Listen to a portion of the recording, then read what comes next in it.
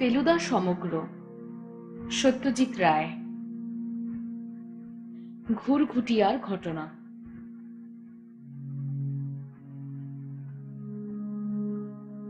গ্রাম ঘুরঘুটিয়া, post office Palashi, জেলা Nadia. ৩রা November ১৯৭৪। Shri Pradoshchandra মিত্র মহাশয় সমীপেষু। সবিনয় নিবেদন, আপনার কীর্তিকলাপের বিষয় অবগত হইয়া আপনার সহিত একটিবার সাক্ষাতের বাসনা জাগিয়াছে। ইহার একটি বিশেষ উদ্দেশ্যও আছে অবশ্যই, সেটি আপনি আসিলে জানিতে পারিবেন। আপনি যদি ৭৩ বৎসরের বৃদ্ধের এই অনুরোধ রক্ষা করিতে সক্ষম হন, তবে অবিলম্বে পত্র মারফত জানাইলে বাধিত হইব। ঘুরঘুটিয়া আসিতে হইলে পলাশী স্টেশনে নামিয়া ৫.৫ মাইল দক্ষিণে যাইতে হয়। শিয়ালদা হইতে একাধিক ট্রেন আছে। তন্মধ্যে ৩৬৫ আপ লালগোলা প্যাসেঞ্জার দুপুর ১টা ৫৮ ছাড়িয়া সন্ধ্যা ৬টা ১১ পলাশী পৌঁছায়। স্টেশনে আমার গাড়ি থাকিবে। আপনি রাত্রে আমারই গৃহে অবস্থান করিয়া পরদিন সকালে ১০:৩০ একই ট্রেন ধরিয়া কলিকাতায় ফিরিতে পারিবেন। ইতি আশীর্বাদক শ্রী কালী কিঙ্কর মজুমদার। চিঠিটা পড়ে ফেলুদাকে ফেরত দিয়ে বললাম, পলাশী মানে কি সেই যুদ্ধের পলাশী? আর কটা পলাশী আছে ভাবছিস বাংলাদেশে? বলল ফেলুদা। তবে তুই যদি ভাবিস যে সেখানে এখনো অনেক ঐতিহাসিক চিহ্ন ছড়িয়ে রয়েছে, তাহলে খুব ভুল করবি। কিচ্ছু নেই। এমনকি সিরাজদৌল্লার আমলে যে পলাশবন থেকে পলাশীর নাম হয়েছিল, তার একটি গাছও এখন নেই। তুমি কি যাবে? ফেলুদা চিঠির দিকে কিছুক্ষণ চেয়ে থেকে বলল, বুড়ো মানুষ ডাকছে এভাবে, তাছাড়া উদ্দেশ্যটা কি সেটা জানারও একটা কৌতূহল হচ্ছে। আর সবচেয়ে বড় কথা, পাড়াগায়ে শীতকালের সকাল সন্ধ্যেতে মাঠের ওপর কেমন ধোঁয়া জমে থাকে দেখেছিস? গাছগুলোর গুড়ি আর মাথার ওপরটা খালি দেখা যায়। আর সন্ধ্যেটা নামে ঝপ করে, আর তারপরেই কনকনে ঠান্ডা। আর না, এসব কতকাল দেখিনি। তোপসে দে তো দেখি একটা পোস্টকার্ড। চিঠি পৌঁছাতে ৩-৪ দিন লেগে যেতে পারে হিসেব করেই ফেলুদা যাবার তারিখটা জানিয়েছিল কালী কিঙ্কর মজুমদারকে। আমরা সেই অনুযায়ী ৩৬৫ আপ লালগোলা প্যাসেঞ্জারে চেপে পলাশী পৌঁছলাম ১২ই নভেম্বর রবিবার সন্ধ্যা ৬:৩০। ট্রেনের কামরা থেকেই ধান ক্ষেতের ওপর ঝপ করে সন্ধে নামা দেখছি। স্টেশনে যখন পৌঁছলাম তখন চারিদিকে বাতি টাতি জ্বলে গেছে, যদিও আকাশ পুরোপুরি অন্ধকার হয়নি। কালেক্টর বাবুর কাছে টিকিট দিয়ে বাইরে বেরিয়ে যে গাড়িটা চোখে পড়ল, সেটাই যে মজুমদার মশাইয়ের গাড়ি তাতে কোনো সন্দেহ নেই। এরকম গাড়ি আমি কখনো দেখিনি। ফেলুদা বলল, ছোটবেলায় এক-আধটা দেখে থাকতে পারে, তবে নামটা শোনা এটুকু বলতে পারে। কাপড়ের হুডওয়ালা অ্যাম্বাসেডারের চেয়ে ১.৫ লম্বা আমেরিকান গাড়ি, নাম হাফ মোবিল। গায়ের গাঢ় লাল রং এখানে ওখানে চটে গেছে। হুডের কাপড়ে ৩-৪ জায়গায় তাপ্পি। তাও কেন জানি গাড়িটা দেখলে বেশ সমীহ হয়। এমন গাড়ির সঙ্গে উর্দি পরা ড্রাইভার থাকলে মানাতো ভালো। যিনি রয়েছেন তিনি পরে আছেন সাধারণ ধুতি আর সাদা শার্ট। তিনি গাড়িতে হেলান দিয়ে সিগারেট খাচ্ছিলেন। আমাদের এগিয়ে আসতে দেখে সেটা ফেলে দিয়ে সোজা হয়ে দাঁড়িয়ে জিজ্ঞেস করলেন, মজুমদার বাড়িতে আপনারা? আগে হ্যাঁ, বলল ফেলুদা। ঘুরঘুটিয়া। আসুন। ড্রাইভার দরজা খুলে দিলেন।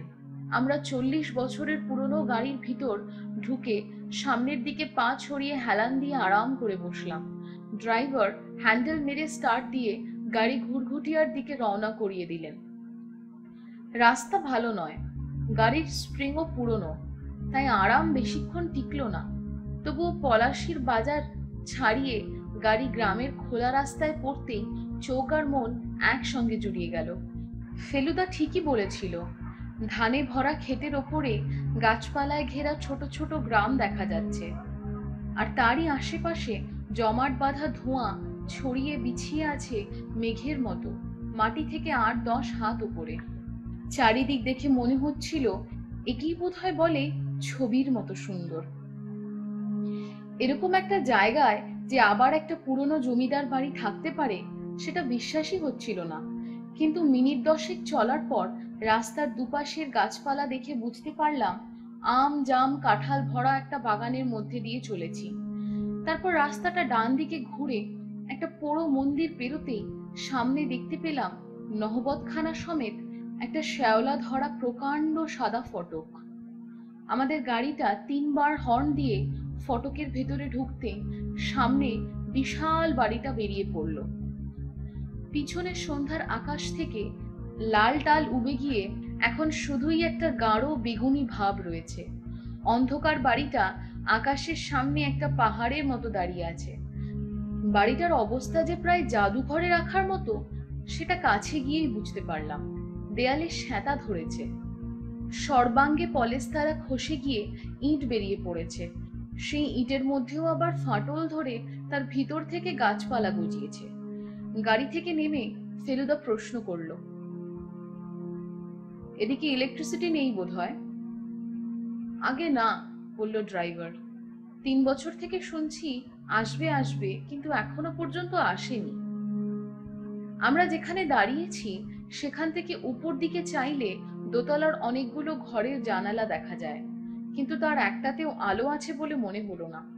ডান দিকে কিছু দূরে ঝোপঝাড়ের ফাঁক দিয়ে একটা ছোট্ট ঘর দেখা যাচ্ছে, যাতে টিমটিম করে একটা লণ্ঠন জ্বলছে। বোধহয় মালি বা দারোয়ান বা ওই রকম কেউ থাকে ঘরটাতে। মনে মনে বললাম, ফেলুদা ভালো করে খোঁজ খবর না নিয়ে এই কোথায় এসে হাজির হলো কে জানে।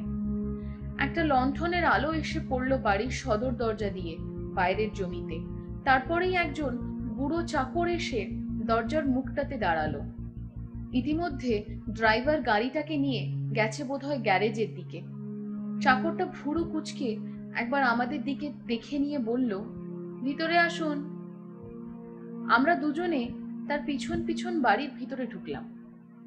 লম্বায় চওড়ায় বাড়িটা যে অনেকখানি জায়গা জুড়ে আছে সেটা বেশ বুঝতে পারছিলাম, কিন্তু আর সবই কেমন যেন ছোট ছোট। দরজাগুলো বেটে বেটে, জানলাগুলো কলকাতায় যে কোনো সাধারণ বাড়ির জানালার অর্ধেক। ছাদটা প্রায় হাত দিয়ে ছোঁয়া যায়। ফেলুদাকে জিজ্ঞেস করতে বলল, ১৫০-২০০ বছর আগে বাংলাদেশের জমিদার বাড়িগুলোর বেশিরভাগই নাকি এইরকমই ছিল। লম্বা বারান্দা পেরিয়ে ডান দিকে ঘুরে সিঁড়ি দিয়ে ওপরে উঠতেই একটা আশ্চর্য নতুন জিনিস দেখলাম। ফেলুদা বলল, একে বলে চাপা দরজা। ডাকাতদের আটকাবার জন্য এরকম দরজা তৈরি হতো।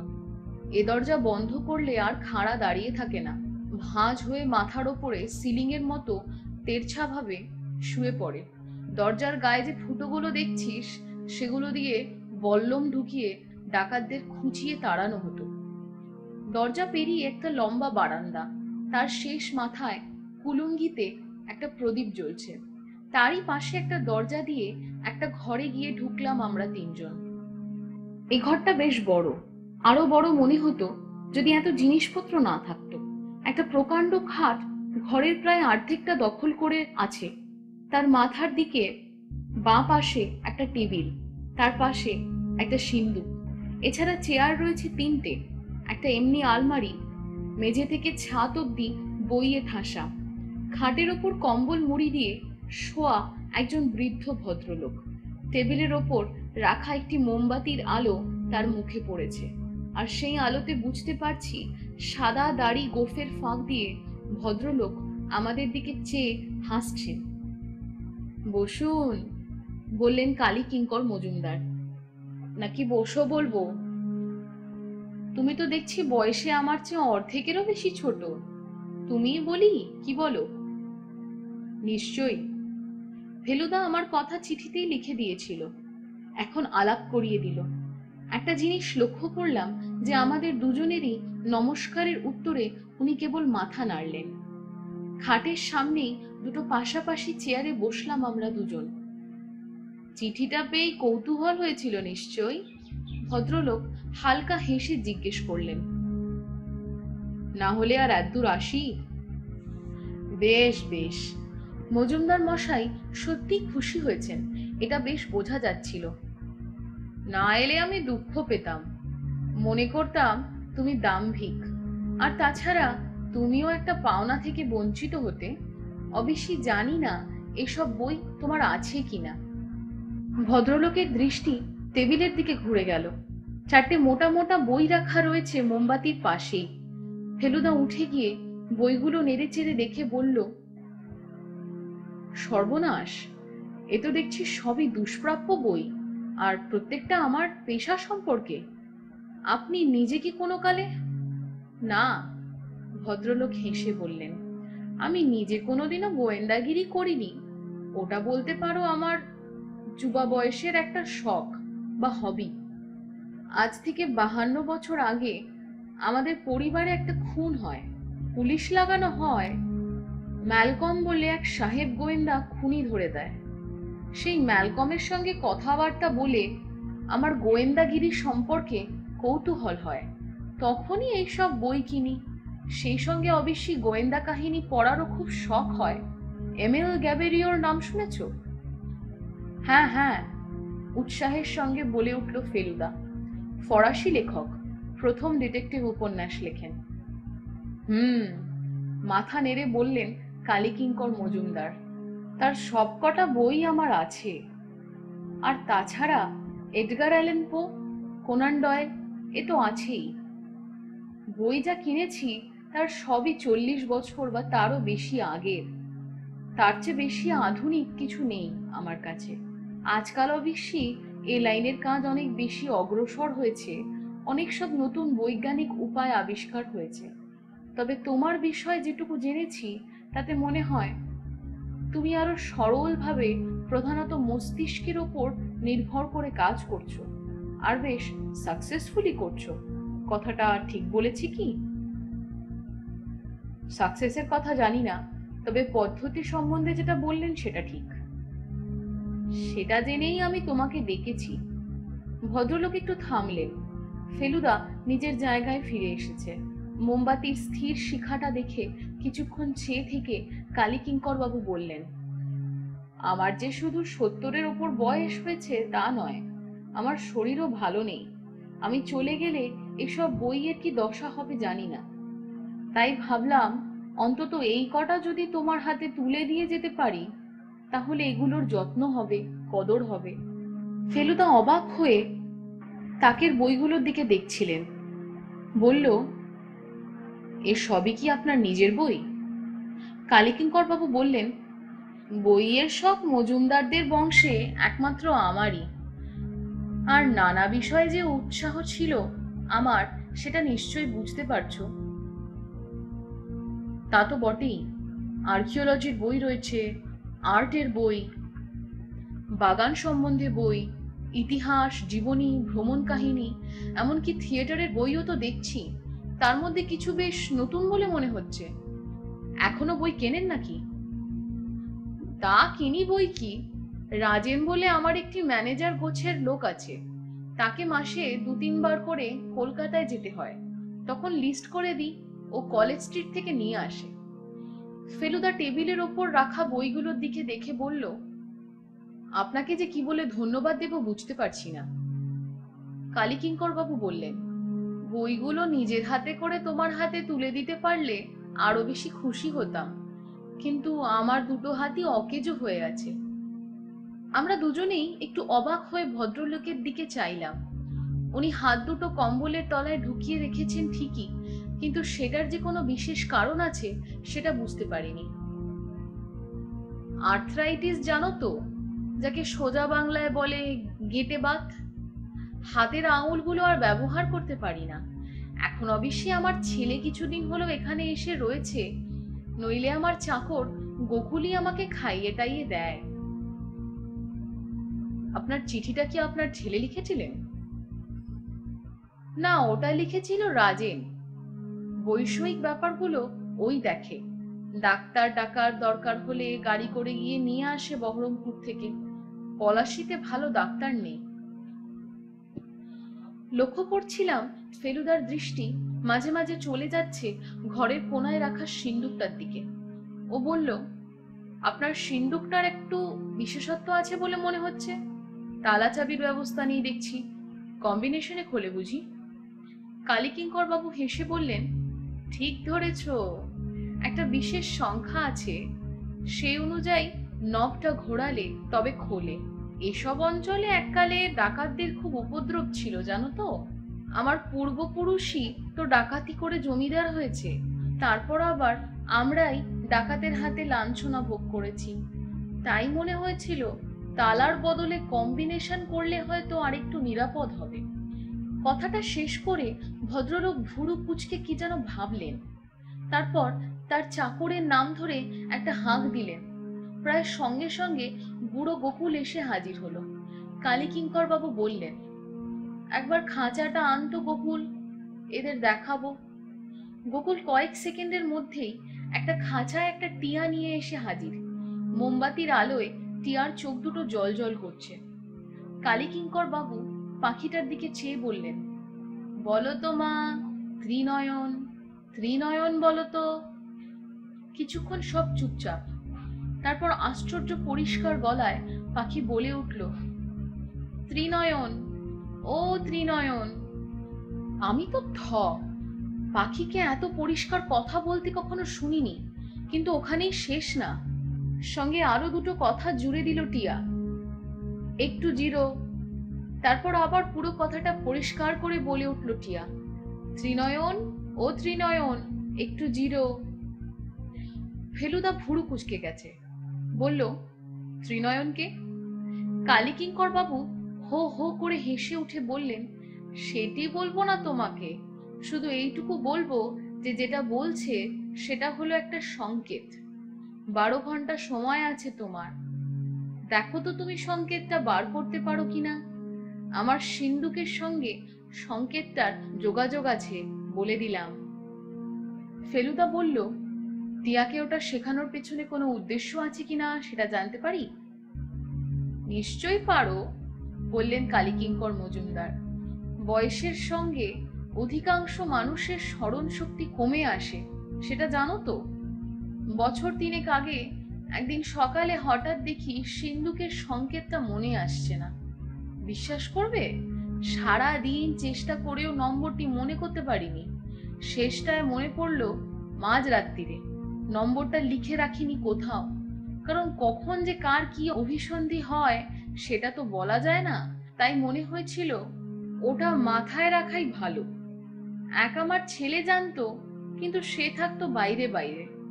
তাই পরদিনই একটা টিয়া সংগ্রহ করে নম্বরটা একটা সাংকেতিক চেহারা দিয়ে পাখিটাকে পরিয়ে দিই।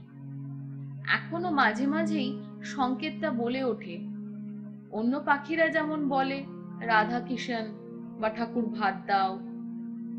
ফেলুদা সিন্দুকটা দিকে দেখছিল, হঠাৎ ভ্রুকুটি করে চেয়ার ছেড়ে উঠে এগিয়ে গেল সেটার দিকে। তারপর ফিরে এসে টেবিলের ওপর থেকে মোমবাতিটা তুলে নিয়ে আবার গেল সিন্দুকের দিকে। কি দেখছো ভাই, বললেন কালীকিঙ্কর বাবু। তোমার ডিটেকটিভের চোখে কি কিছু ধরা পড়লো নাকি?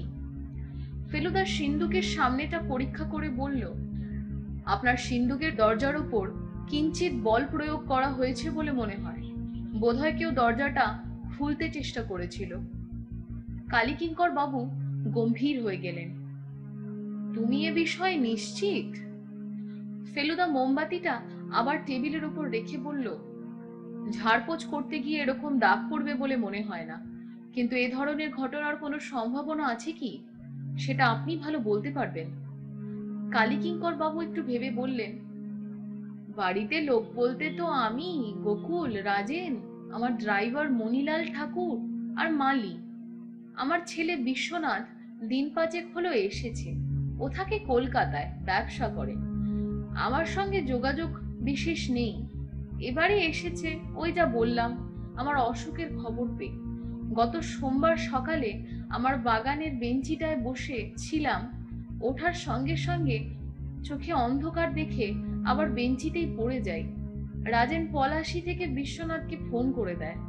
ও পরদিন ডাক্তার নিয়ে চলে আসে। মনে হচ্ছে একটা ছোটখাটো হার্ট অ্যাটাক হয়ে গেল। যাই হোক, আমার এমনিতেও আর বেশি দিন নেই, সেটা আমি জানি। এই শেষ কটা দিন কি সংশয়ের মধ্যে কাটাতে হবে? আমার ঘরে ঢুকে ডাকাত আমার সিন্দুক ভাঙবে? ফেলুদা কালীকিঙ্কর বাবুকে আশ্বাস দিলেন, আমার সন্দেহ নির্ভুল নাও হতে পারে। হয়তো সিন্দুকটা যখন প্রথম বসানো হয়েছিল তখন ঘষাটা লেগেছিল। দাগগুলো টাটকা না পুরনো সেটা তো মোমবাতির আলোতে বোঝা যাচ্ছে না। কাল সকালে আরেকবার দেখব। আপনার চাকরটি বিশ্বাসী তো? গোকুল আছে প্রায় 30 বছর। আর রাজেন বাবু? রাজেনও পুরনো লোক, মনে তো হয় বিশ্বাসী। তবে ব্যাপারটা কি জানো, আজ যে বিশ্বাসী, কাল যে সে বিশ্বাসঘাতকতা করবে না এমন তো কোনো গ্যারেন্টি নেই। ফেলুদা মাথা নেড়ে কথাটায় সায় দিয়ে বলল, যাই হোক, গোকুলকে বলবেন একটু দৃষ্টি রাখতে। আমার মনে হয় না চিন্তার কোনো কারণ আছে। যাক, কালীকিঙ্কর বাবুকে খানিকটা আশ্বস্ত বলে মনে হলো। আমরা উঠে পড়লাম। ভদ্রলোক বললেন, গোকুল তোমাদের ঘর দেখিয়ে দেবে। লেপ কম্বল তোষক বালিশ মশারি সবকিছুরই ব্যবস্থা আছে। বিশ্বনাথ একটু বহরমপুর গেছে, এই ফিরলো বলে। ও এলে তোমরা খাওয়া দাওয়া করে নিও। কাল সকালে যাবার আগে যদি চাও তো আমার গাড়িতে করে আশপাশ একটু ঘুরে দেখে নিও। যদিও দ্রষ্টব্য বলে খুব যে একটা কিছু আছে তা নয়। ফেলুদা টেবিলের ওপর থেকে বইগুলো নিয়ে এলো। গুড নাইট করার আগে কালীকিঙ্কর বাবু আর একবার হেয়ালির কথাটা মনে করিয়ে দিলেন। ওটার সমাধান করতে পারলে তোমাকে আমার গ্যাবোরিওর সেটটা উপহার দেব। গোকুল আমাদের সঙ্গে নিয়ে দুটো বারান্দা পেরিয়ে আমাদের ঘর দেখিয়ে দিল। আগে থেকেই ঘরে একটা লণ্ঠন রাখা ছিল। সুটকেস আর হোল্ড অলও দেখলাম ঘরের এক কোণে রাখা রয়েছে। কালীকিঙ্কর বাবুর ঘরের চেয়ে এ ঘরটা ছোট হলেও জিনিসপত্র কম থাকাতে হাঁটা চলার জায়গা এটাতে একটু বেশি। ফর্সা চাদর পাতা খাটে বসে ফেলুদা বলল, সংকেতটা মনে পড়ছে তোপসে?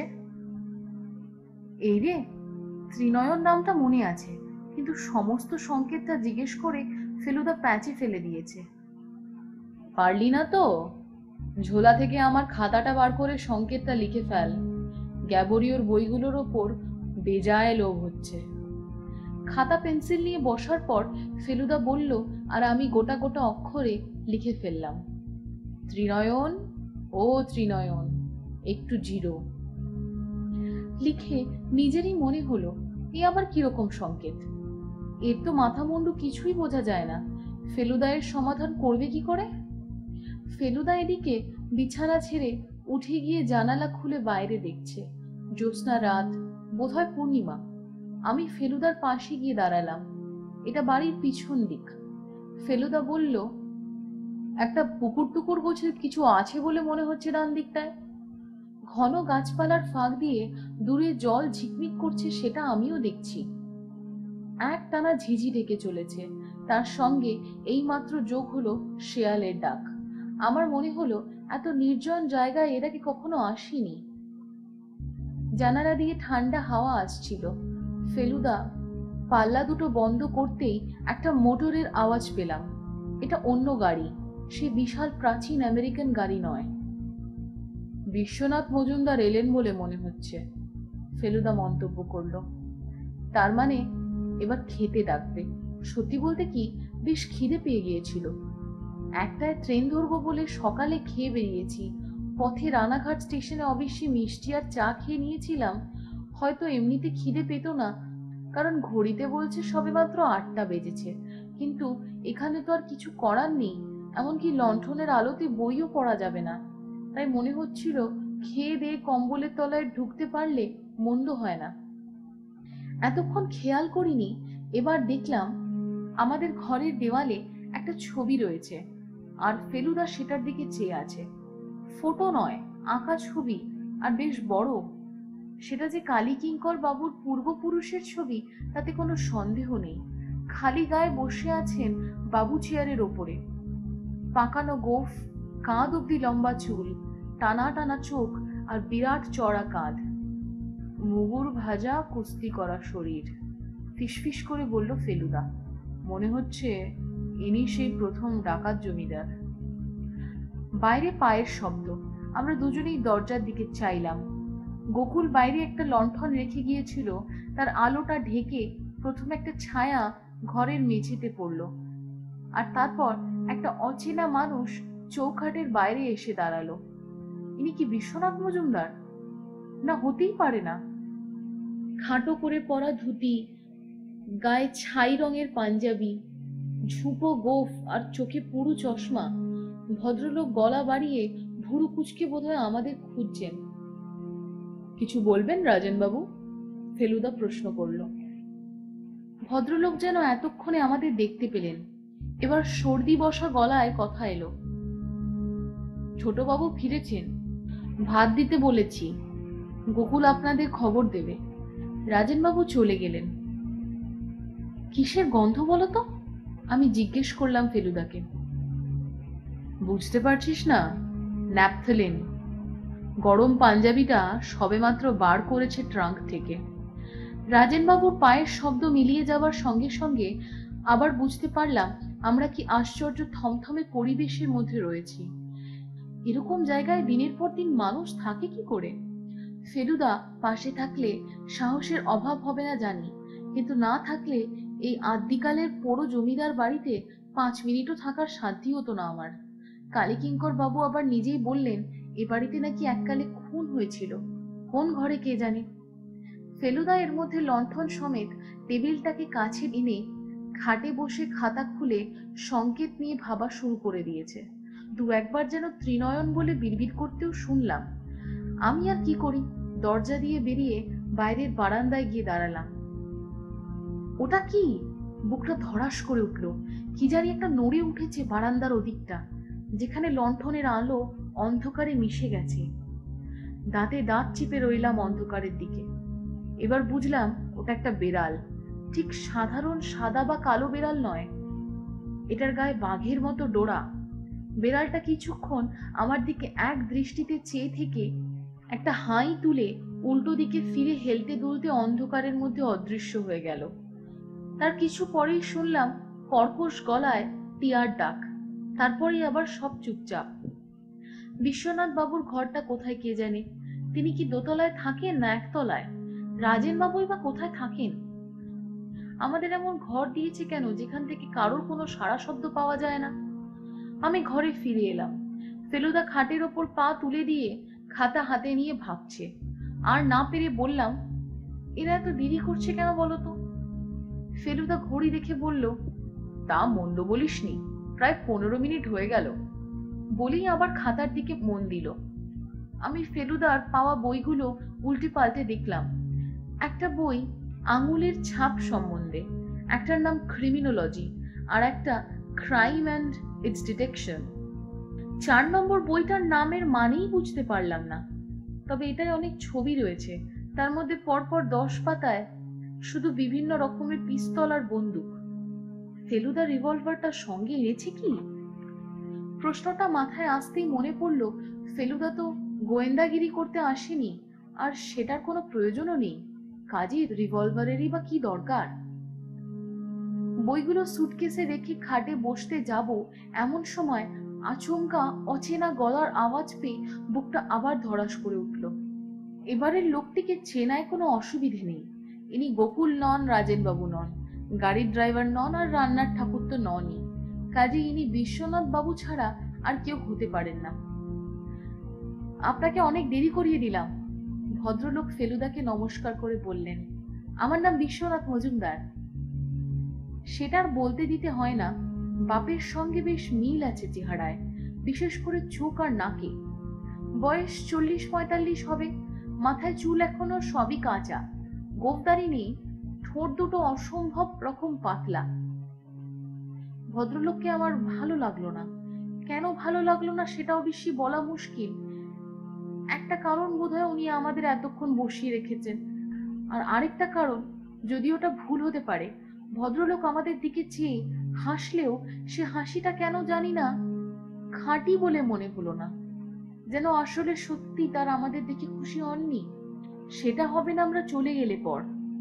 ফেলুদা আর আমি বিশ্বনাথ বাবুর সঙ্গে নিচে নেমে সোজা গিয়ে হাজির হলাম খাবার ঘরে।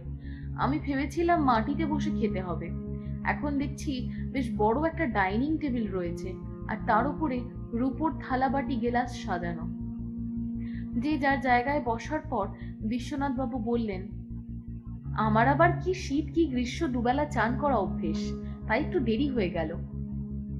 ভদ্রলোকের গা দিয়ে দামি সাবানের গন্ধ পেয়েছি আগেই, এখন মনে হচ্ছে বোধহয় সেন্টও মেখে এসেছেন। বেশ শৌখিন লোক, সন্দেহ নেই। সাদা সিল্কের শার্টের উপর গাঢ় সবুজ রঙের হাত কাটা কার্ডিগান, আর তার সঙ্গে ছাই রঙের টেরিলিনের প্যান্ট।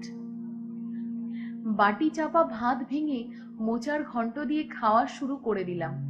থালার চারপাশে গোল করে সাজানো বাটিতে রয়েছে আরো 3 রকমের তরকারি, সোনামুগের ডাল আর রুই মাছের ঝোল। বাবার সঙ্গে কথা হয়েছে? জিজ্ঞেস করলেন বিশ্বনাথ বাবু। হ্যাঁ, বলল ফেলুদা, উনি আমাকে ভীষণ লজ্জায় ফেলে দিয়েছেন। বই উপহার দিয়ে? হ্যাঁ, আজকের বাজারে ওই বই যদি পাওয়াও যেত তাহলে দাম পড়তো কমপক্ষে 500-700 টাকা। বিশ্বনাথ বাবু হেসে বললেন, আপনাকে ডেকে পাঠিয়েছেন জেনে আমি বাবাকে বেশ একটু ধমকি দিয়েছিলাম।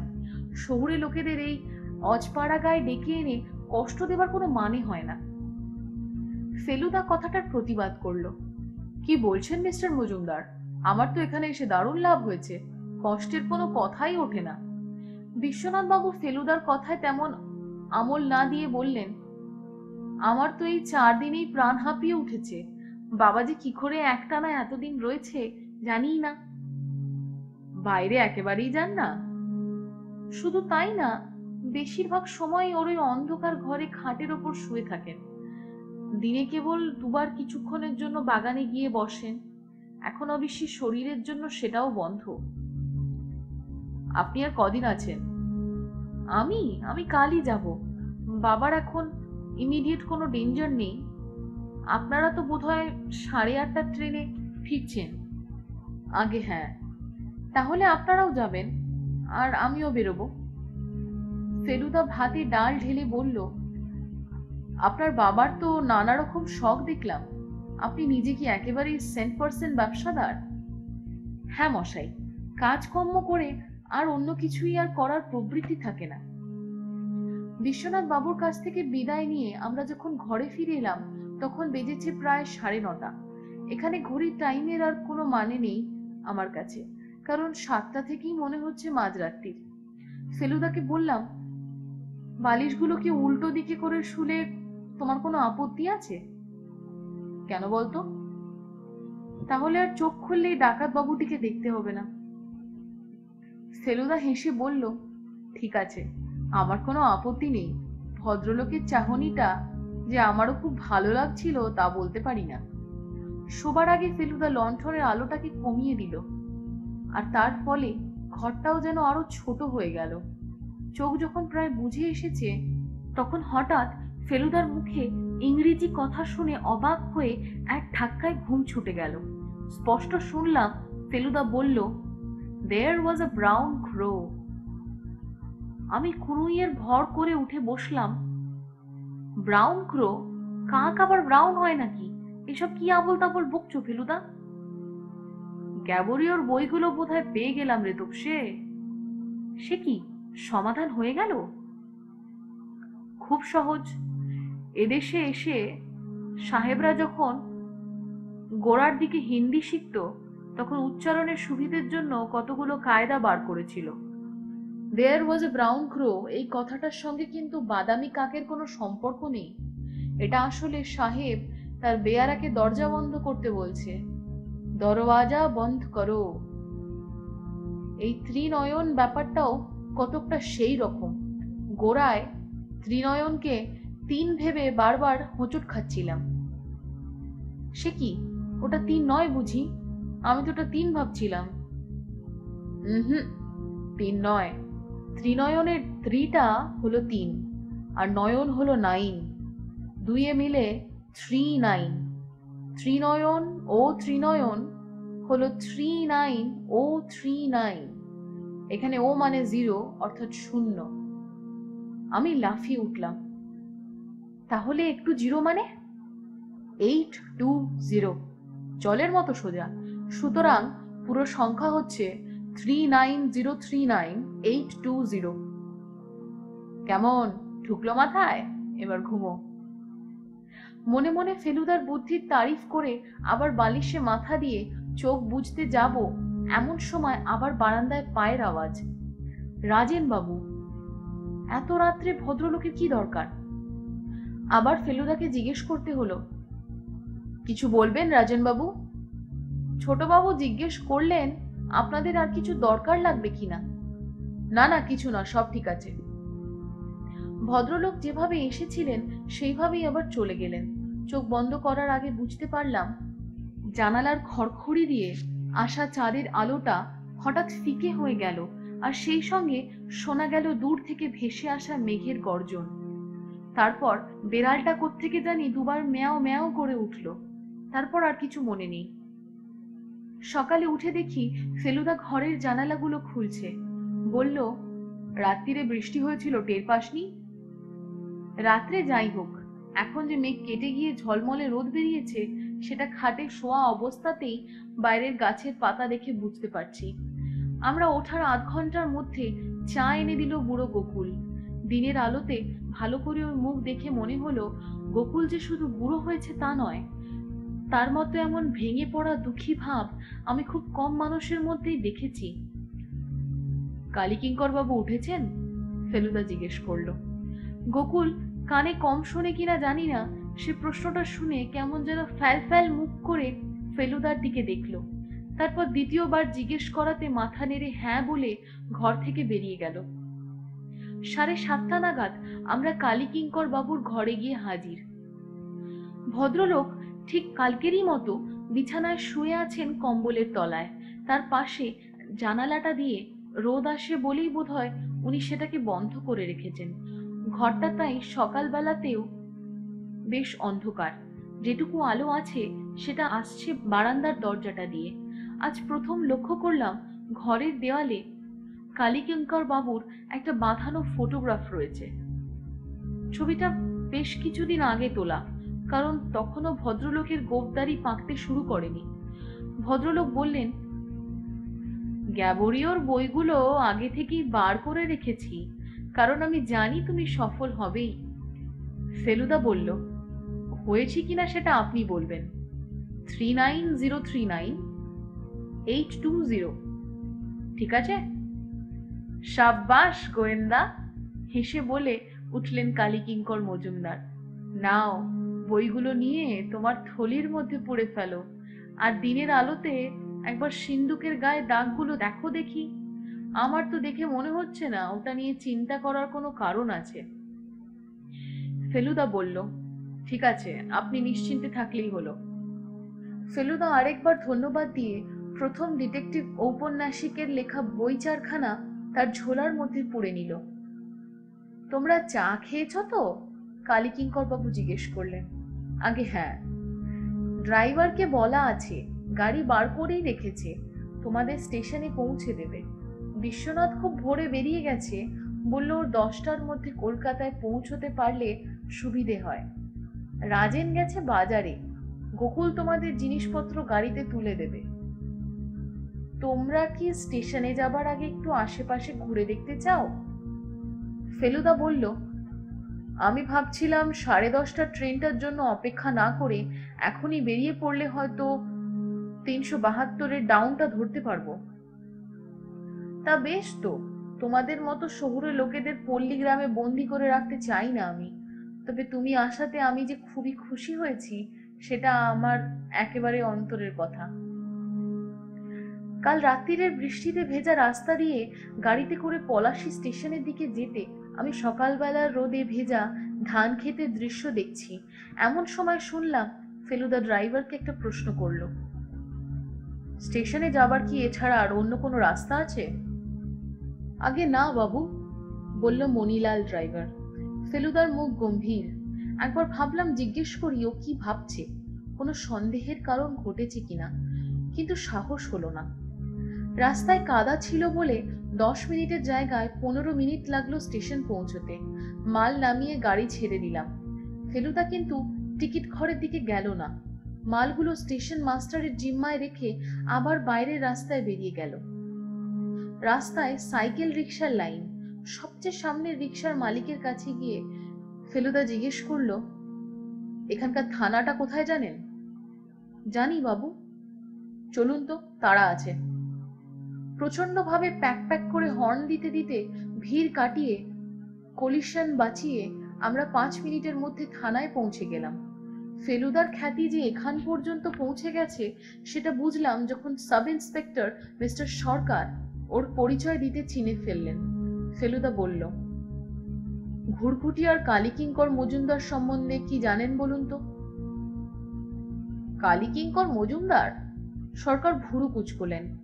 তিনি তো ভালো লোক বলেই জানি, সাতেও নেই পাঁচেও নেই, তার সম্বন্ধে তো কোনোদিনও কোনো বদনাম শুনিনি। আর তার ছেলে বিশ্বনাথ, তিনি কি এখানেই থাকেন? সম্ভবত কলকাতায়। কেন, কি ব্যাপার মিস্টার মিত্তির? আপনার জিপটা নিয়ে একবার আমার সঙ্গে আসতে পারবেন? ঘোরতর গোলমাল বলে মনে হচ্ছে। কাদা রাস্তা দিয়ে লাফাতে লাফাতে জিপ ছুটে চলল ঘুরঘুটিয়ার দিকে।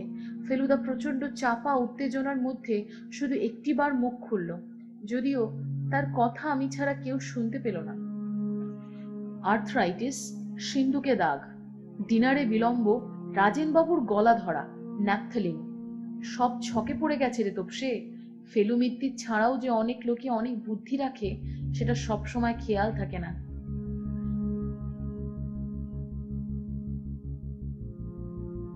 মজুমদার বাড়ি পৌঁছে প্রথম যে জিনিসটা দেখে অবাক লাগলো সেটা হলো একটা কালো রঙের অ্যাম্বাসেডর গাড়ি।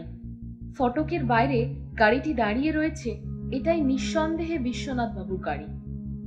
জিপ থেকে নামতে নামতে ফেলুদা বলল, লক্ষ্য করো, গাড়িটাতে কাদাই লাগেনি, এ গাড়ি সবেমাত্র রাস্তায় বেরোলো। বিশ্বনাথ বাবুর ড্রাইভারই বোধ হয়, কারণ ও লোকটাকে আগে দেখিনি। আমাদের দেখে রীতিমতো ঘাবড়ে গিয়ে মুখ ফ্যাকাশে করে গেটের ধারে পাথরের মতো দাঁড়িয়ে রইল। তুমি এ গাড়ির ড্রাইভার? ফেলুদা প্রশ্ন করলো। হ্যাঁ, আগে হ্যাঁ। বিশ্বনাথ বাবু আছেন?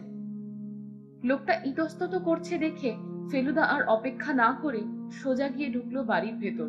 তার পিছনে দারোগা, আমি আর একজন কনস্টেবল। আবার সেই প্যাসেজ দিয়ে গিয়ে সেই সিঁড়ি দিয়ে দৌড়ে ওপরে উঠে ফেলুদা এবং আমরা 3জন সোজা ঢুকলাম কালীকিঙ্কর বাবুর ঘরে। ঘর খালি, বিছানায় কম্বলটা পড়ে আছে, আর যা ছিল সব ঠিক তেমনই আছে, কিন্তু মালিক নেই। সর্বনাশ, বলে উঠল ফেলুদা। সে সিন্দুকটার দিকে চেয়ে আছে, সেটা হাঁ করে খোলা। বেশ বোঝা যাচ্ছে তার থেকে অনেক কিছু বার করে নেওয়া হয়েছে। দরজার বাইরে গোকুল এসে দাঁড়িয়েছে। সে থরথর করে কাঁপছে, তার চোখে জল। দেখে মনে হয় যেন তার শেষ অবস্থা। তার উপর হুমড়ি দিয়ে পড়ে ফেলুদা বলল, বিশ্বনাথ বাবু কোথায়? তিনি পিছনের দরজা দিয়ে পালিয়েছেন। দেখুন তো মিস্টার সরকার। দারোগা আর কনস্টেবল অনুসন্ধান করতে বেরিয়ে গেল। শোনো গোকুল। ফেলুদা দুহাত দিয়ে গোকুলের কাঁধ দুটোকে শক্ত করে ধরে ঝাঁকুনি দিয়ে বলল, একটিও মিথ্যে কথা বললে তোমায় হাজতে যেতে হবে। কালীকিঙ্কর বাবু কোথায়? গোকুলের চোখ যেন ঠিকরে বেরিয়ে আসছে। আগে আগে তাকে খুন করেছেন। কে? ছোট বাবু। কবে? যেদিন ছোট বাবু এলেন সেদিনই, রাত্রির বেলা। বাপ বেটায় কথা কাটাকাটি হলো। ছোট বাবু সিন্ধুকের নম্বর চাইলেন। কর্তা বাবু বললেন, আমার টিয়া জানে, তার কাছ থেকে জেনে নিও, আমি বলবো না।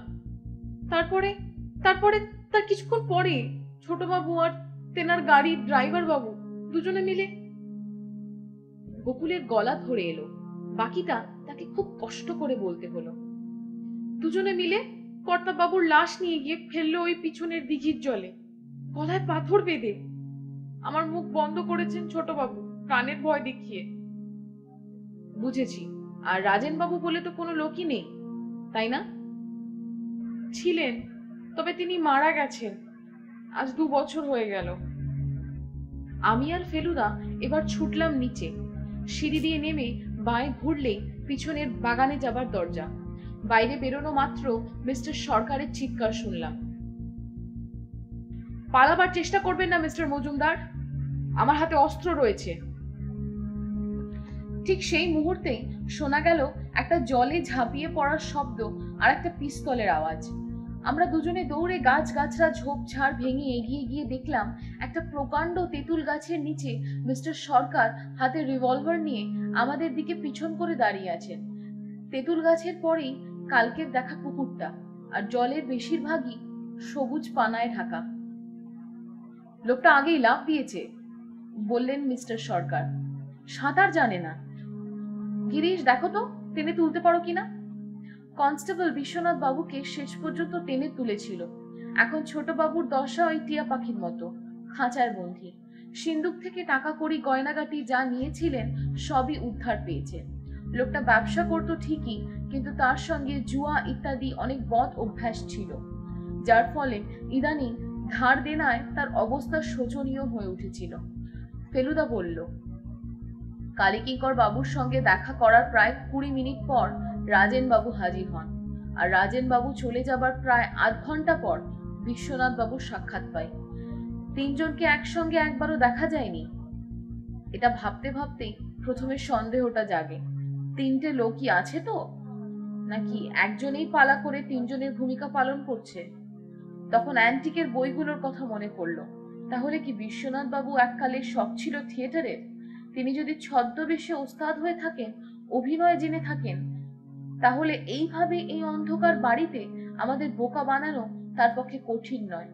হাতটা তাকে কম্বলের নিচে লুকিয়ে রাখতে হয়েছিল, কারণ নিজের হাতকে মেকআপ করে কি করে 73 বছরের বুড়োর হাত করতে হয় সে বিদ্যে তার জানা ছিল না।